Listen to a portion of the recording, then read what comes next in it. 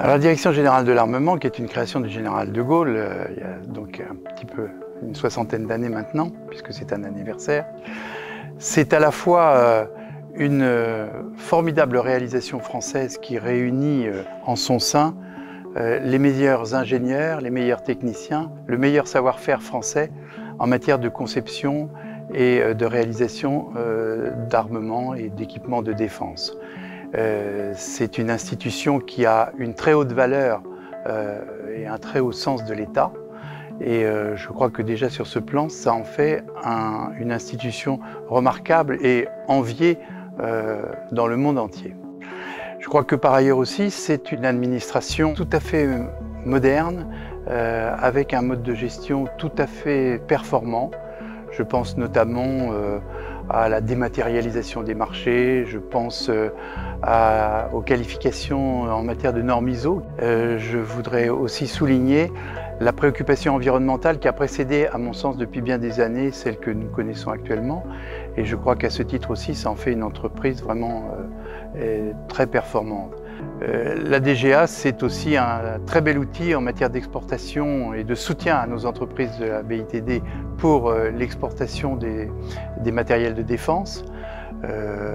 On l'a vu tout au long de ces années où, à la fois par la qualité des conceptions et des réalisations, la DGA est appréciée auprès de nombreux partenaires et on le voit notamment au niveau des pays européens, où cette année, du reste, plus de 45% de nos armements sont exportés vers l'Europe et je crois qu'il y a un véritable lien entre cette administration et les donneurs d'ordre qui sont nos partenaires.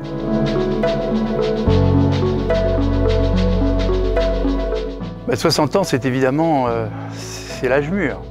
Donc c'est le moyen de mesurer sous forme de bilan tout ce que la DGA a accompli au service de la sécurité et de la défense de la France. Et ce que je souhaite retenir, moi, sur toutes ces 60 ans, c'est que la DGA a permis de concevoir et de réaliser un système d'armement complet. C'est ce qui nous permet aujourd'hui de bénéficier d'une armée à très large spectre qui, depuis les gilets pare-balles et l'armement jusqu'aux outils les plus sophistiqués en matière de chasse aérienne ou de dissuasion nucléaire, permet effectivement de réunir l'ensemble des équipements nécessaires à une armée moderne, bien équipée, structurée. Et donc c'est surtout cet élément qui me semble important, c'est que la DGA a réussi à concevoir la totalité des armements qui nous sont nécessaires pour notre défense et participant en cela à la sécurité de notre continent.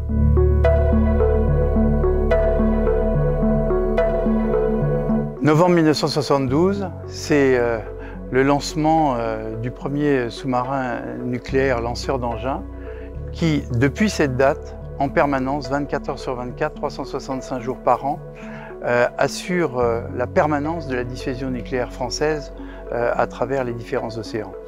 C'est un tour de force technologique, car cela sous-entend qu'il fallait maîtriser la totalité des techniques et des savoirs et acquérir cette expérience que très peu de pays au monde, seules les grandes puissances arrivent à maîtriser. Et pour moi, c'est certainement l'un des fleurons de la DGA, c'est arriver à dominer ce tour de force qui consiste à concevoir un équipement sous-marin qui va disparaître au fond des océans avec une centaine d'hommes à bord et en toute sécurité, avec une capacité de dissuasion qui en fait encore une fois un des éléments fondamentaux de la défense de notre pays.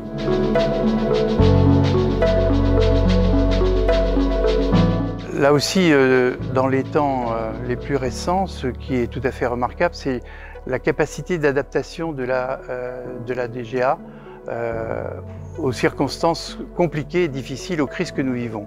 Je prends l'exemple du Covid. Au moment du Covid, on a vu notamment sur le sujet de la conception et de la certification des masques, alors que nous vivions en pleine crise du Covid, on a vu la DGA agir de manière spectaculaire et aider véritablement notre pays, nos administrations, nos hôpitaux à faire face à ce défi.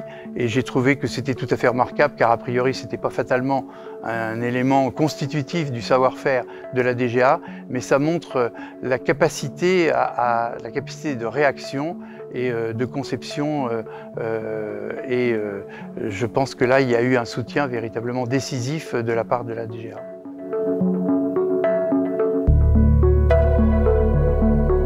Ce qui m'apparaît le plus prévisible pour les 60 prochaines années, c'est la nécessité pour cette administration de s'ouvrir sans doute encore plus aux différents partenariats avec nos pays amis avec lesquels nous coopérons. Pourquoi? Parce que la mise au point et l'élaboration de ces équipements, je pense aux futurs chasseurs connectés, le SCAF, je pense au futur MGCS, le char de combat que nous nous sommes engagés pour ces deux équipements à réaliser avec nos amis allemands. Tout ceci nécessite des sommes absolument considérables. Et je pense qu'il y a peu de pays qui vont pouvoir s'offrir seuls ces matériels. Et je crois que l'évolution de la DGA ira vers plus de partenariats avec les pays européens avec lesquels nous travaillons déjà. Je pense à l'Allemagne, je pense à l'Italie, je pense à l'Espagne bien sûr et sans doute à la Grande-Bretagne avec lesquels à l'issue du Brexit nous allons essayer de reconstruire et renforcer un partenariat en matière de sécurité et de défense. Je pense que c'est ce qui va marquer les années prochaines.